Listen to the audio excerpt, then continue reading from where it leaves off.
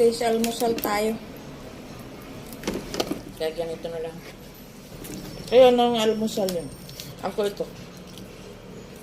Yung kanin. Ayan. Dalawa. Pero isa lang uulamin ko. So, pag naghabol ako ng oras dahil pupunta pa ako sa kabila, ganito ako kumain. Nakatayo. Hindi ko na kailangan umupo. Itong mano naman itong isa. Ano nagbibidyo ako eh. Para sa mga idol ko. Ano? Walang sausawan. Kanya ko tubig.